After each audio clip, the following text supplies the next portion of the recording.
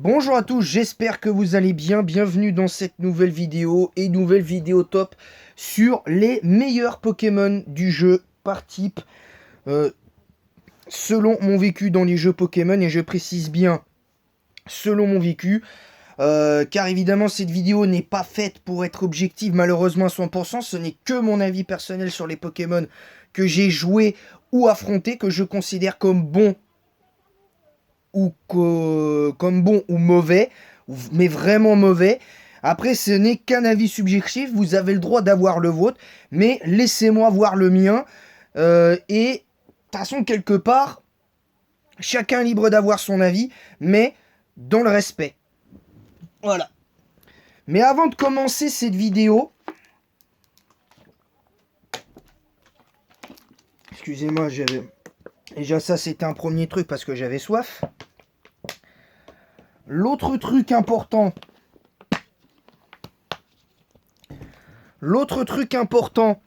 que je voulais dire, c'est que je voulais pousser un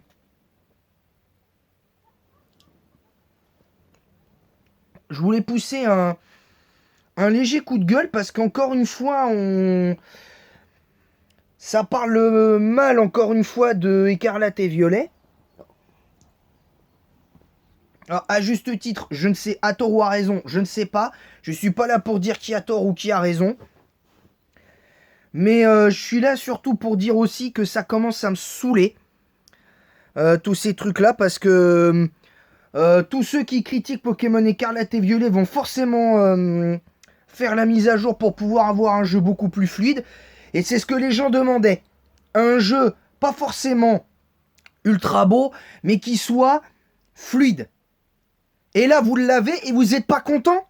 Vous êtes pas content? Non mais vous êtes sérieux ou quoi les gars? Vous êtes sérieux? Est-ce que c'est ça la communauté Pokémon? De donner son avis en insultant l'arbre généalogique de Game Freak et de Nintendo? Ou de Pokémon Company? Alors oui, ils auraient dû sortir Pokémon Écarlate et Violet avec ce graphisme-là de base. Je suis d'accord là-dessus. Mais en attendant, vous attendiez à quoi en fait avec la version Écarlate et Violet Switch 2?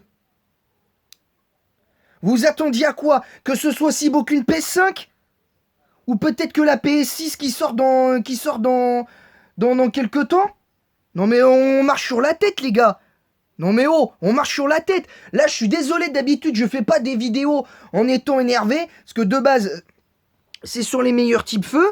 Mais là je suis désolé, mais à un moment donné, faut dire les choses les gars. Faut dire les choses. C'est trop, c'est trop.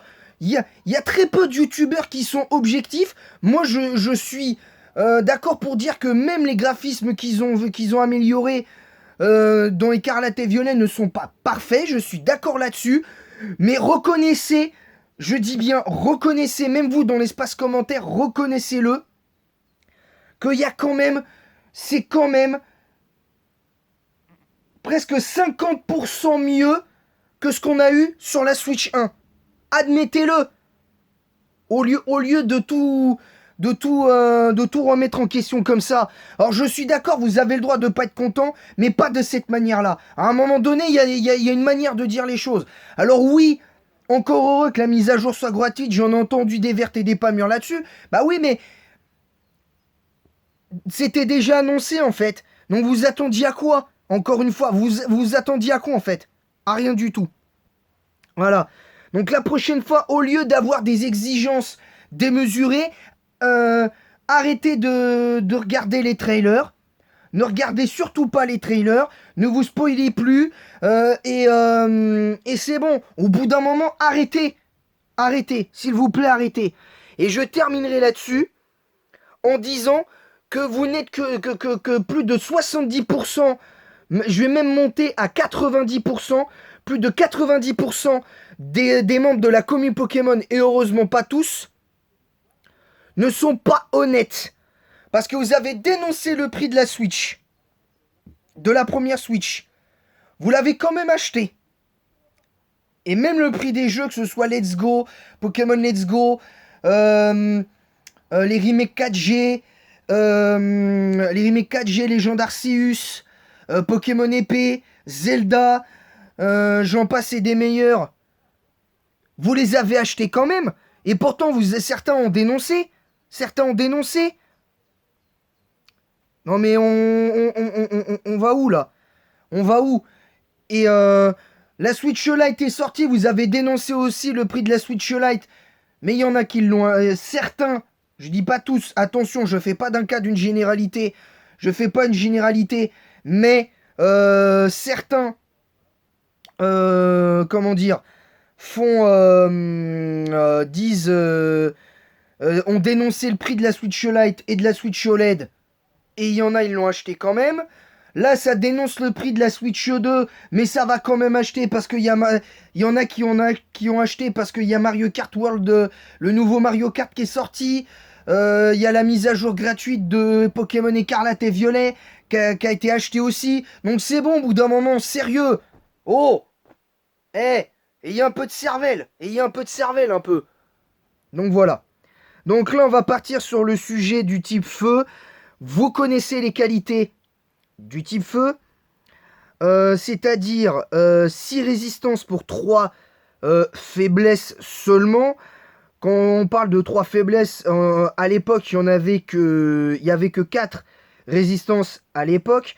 Hein, type insecte, plante, glace et à soi-même le type feu. Donc tu n'avais que 4 résistances. Après, tu en as une 5e avec le type acier. Et en 6G, tu as la résistance au type fée. Tu as toujours eu les mêmes faiblesses, c'est-à-dire sol, roche, eau. Tu n'es malheureusement pas efficace sur dragon, toi-même, le type feu, eau et roche. Mais tu es quand même super efficace sur le type insecte, plante, glace et acier. Ce qui est quand même pas dégueulasse. En soi, c'est pas dégueulasse. Maintenant, c'est même plus que bon. Que ce soit offensivement ou défensivement, c'est plus que bon. Maintenant, chacun a son avis. Le meilleur type feu de la première génération, on va essayer d'être rapide, clair et concis. C'est Dracofeu pour moi le meilleur type feu de la génération. Tout simplement parce que même si aujourd'hui Dracofeu est un petit peu mieux que par le passé, parce que la double faiblesse roche, il la compense avec les grosses bottes, il arrive à se faire une place, mais c'est pas non plus ce qu'il a été en 6 et 7e génération, où pour moi il a été extrêmement fort, mais vous avez compris. Ensuite, je maintiens que Dracofeu est pour moi le meilleur type feu et de très loin en première génération. Encore une fois, ce n'est que mon avis personnel, mais Arcanin, c'est pas bon. Fenard, je suis désolé, mais c'est pas fou. C'est pas fou, c'est même très mauvais. Je suis pas convaincu. Galopa, c'est pas bon. Magmar, c'est pas bon. Et Sulfura, c'est pas bon. Et Pyroli, c'est pas bon. Donc, le type feu, en première et en deuxième génération, c'est mauvais. Qu'on se le dise clairement. En deuxième génération, là, c'est différent. Il y a un peu plus de type feu qui se démarque. Et il y en a un en particulier qui s'est démarqué, c'est le bon vieux Ho-Oh qui est en Uber. Alors pourquoi Ho-Oh? Tout simplement parce que ce Pokémon, je l'ai joué période Or Argent Cristal. Je l'ai joué pendant longtemps également sur comment ça s'appelle, sur HGSS, donc sur Urgold et Soul Silver. Je l'ai beaucoup joué à l'époque parce que avant je me disais si j'ai pas de légendaire, je vais me faire écraser à la ligue. Et même des fois avec un légendaire, je me faisais battre, donc c'est un peu complexe. Et même contre Red avec un légendaire, je perdais souvent en plus. Donc ce qui n'est plus le cas parce que maintenant j'arrive à mieux gérer le tempo contre Red et la ligue. J'arrive maintenant, j'utilise les pièges de roc. Enfin, j'utilise les meilleures armes du jeu en fait. Ce qui est en partie meilleur que Ho-Oh. Mais Ho-Oh c'est vraiment un bon Pokémon parce qu'il a de bonnes stats offensives. Il a un bulk qui est pour moi parfait, de 106 en PV, 90 en défense et 154 en défeu spé, qui était maximisé à l'époque, donc c'était dur à one shot, donc voilà. En troisième génération, pour moi, le meilleur type feu, si je compte pas OO et éventuellement comment ça s'appelle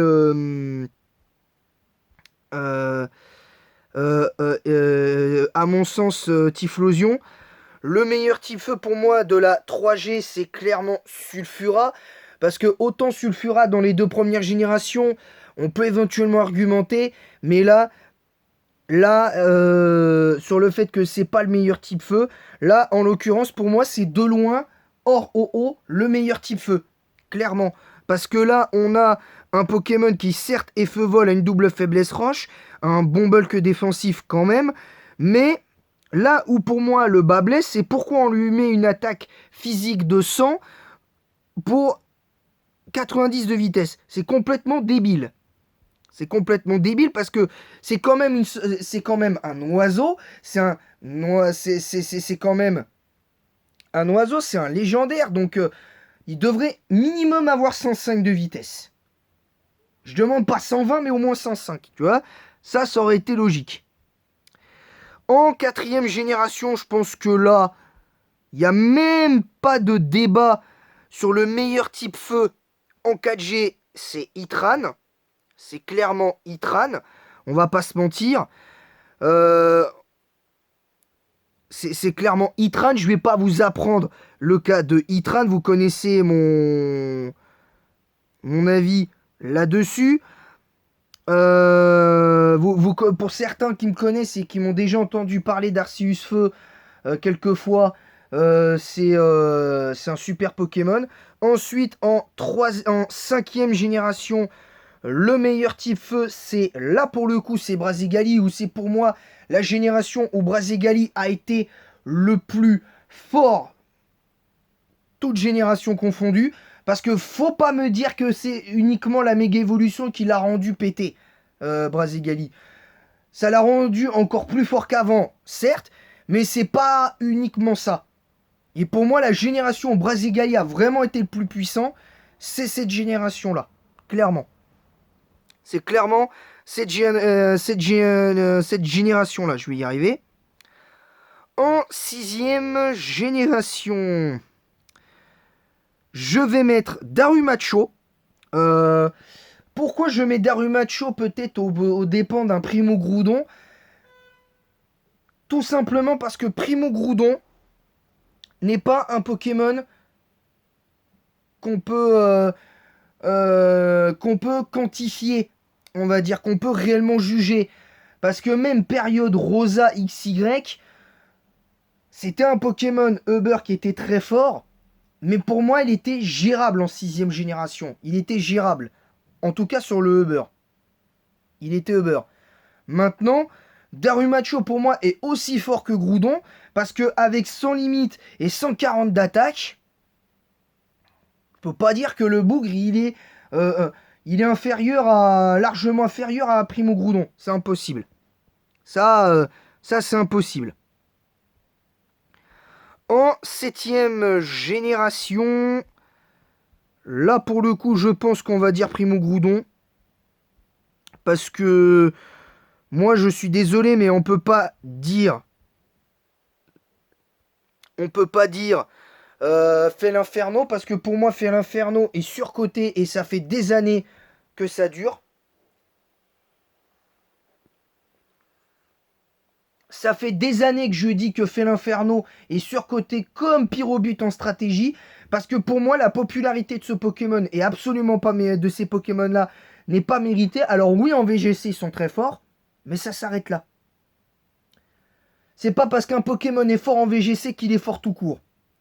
Ça c'est clair et net. Donc Primo Groudon, pour moi, c'est le meilleur type feu. Et je vais même aller plus loin, c'est même le meilleur type feu de tous les temps. C'est le meilleur type feu de tous les temps. Parce que pour se taper un double type défensif que je trouve très mauvais, et avoir à la fois une immunité au type électrique et au type eau, de par le talent terre final alors qu'il est censé avoir une double faiblesse, qu'est-ce que vous voulez que je dise de plus? Encore une fois, comme c'était dit dans d'autres vidéos que d'autres youtubeurs ont fait, Primo Groudon, son seul problème, c'est qu'il n'a pas d'autres attaques de type feu physique. Donc, que point de feu. Et c'est dommage. Ça, c'est dommage. Le meilleur type feu de la génération, de la 8e génération.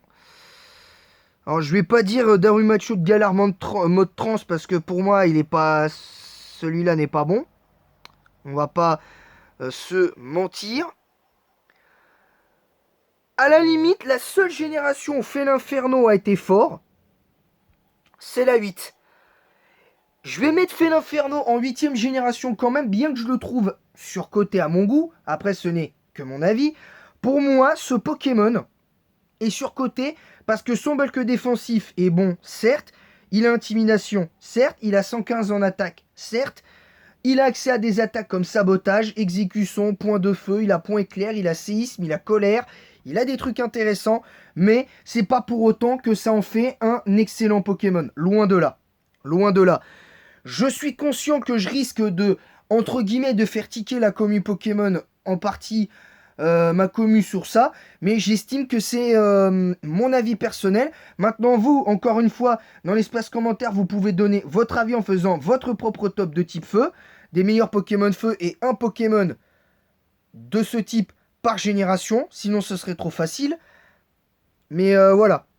Sinon voilà. Et avec des arguments. Sinon, c'est pas la peine. C'est pas la peine.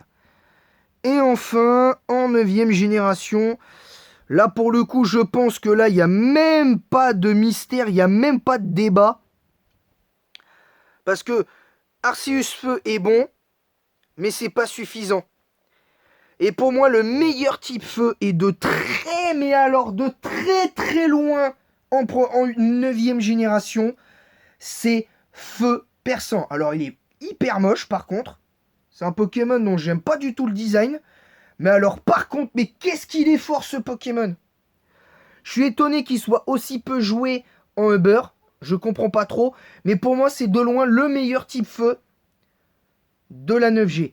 C'est pas le meilleur type feu de tous les temps, parce que même si pour moi il se tape avec Primo Groudon en termes de puissance, mais alors ce Pokémon en 9G, waouh, waouh, c'est une dinguerie. C'est aussi simple que ça.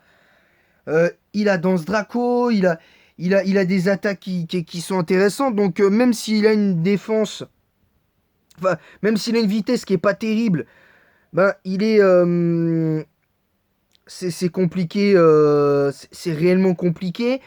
Il a accès. Parce que quand on voit les 4 attaques les plus jouées chez lui, c'est Danse Draco, Bout de Feu, Séisme et Draco Griffe. Il a quand même de quoi se soigner avec Aurore. Il a Rempart Brûlant comme attaque feu puissante. Il a Grand Kourou qui est, je crois, une attaque signature. Il a Rafale Écaille. Il a Abattage. Il a Draco Queue. Donc quand même, il a des trucs.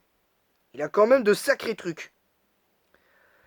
Mais ce Pokémon, non, ce Pokémon, j'étais obligé de le mettre dans ce top-là. Mais vraiment. Donc voilà, c'est tout pour cette vidéo. J'espère qu'elle vous aura plu. Désolé pour le coup de gueule en début de vidéo, mais il fallait que ça sorte parce qu'à un moment donné, sur ce qui est de... pour ce qui est de la 9G, de la mise à jour gratuite de la version Switch 2 de Pokémon Écarlate et Violet, je trouve que là, on en fait un petit peu trop. Là, c'est pas une question d'en faire trop en mode... Oui, c'est beau, c'est un petit peu mieux, c'est beaucoup mieux que ce que c'était sur la Switch 1. C'est que là, les gens, ils veulent trop nuancer, ils veulent trop nuancer, grand bien leur face, ils ont le droit de le faire, et mais voilà, c'est comme ça. Donc n'hésitez pas à vous abonner en masse si ce n'est pas déjà fait, on est à 90 abonnés du prochain objectif à atteindre les 300 abonnés, n'hésitez pas.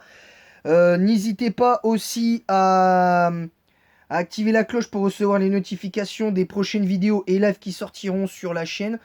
Demain, je sais pas si je vais faire un live, mais c'est possible, mais c'est pas dit. Donc pour l'instant, je peux pas faire grand chose pour l'instant à ce sujet. Voilà, tout simplement. Ensuite.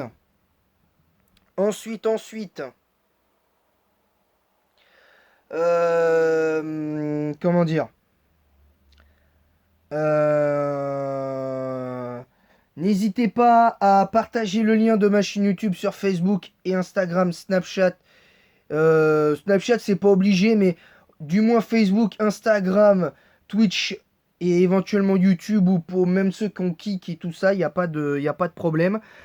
Mettez un pouce bleu et un commentaire pour le référencement de cette vidéo en disant en quoi vous êtes d'accord, pas d'accord avec ce que j'ai dit sur les 9 Pokémon que j'ai cités de type feu et sur le coup de gueule que j'ai poussé par rapport à la commu sur le cas de Pokémon Écarlate et Violet qui commence vraiment à être redondant et agaçant à mes yeux. Voilà, donc n'hésitez pas à mettre vos arguments sans insulte, bien évidemment. Voilà, sans insulte et avec respect. Comme ça, on pourra être bien. Voilà, sur ce, je vous laisse et en attendant la prochaine, je vous dis à bientôt. Que la passion Pokémon vous guide et du jeu vidéo. Et en attendant la prochaine, je vous dis à bientôt.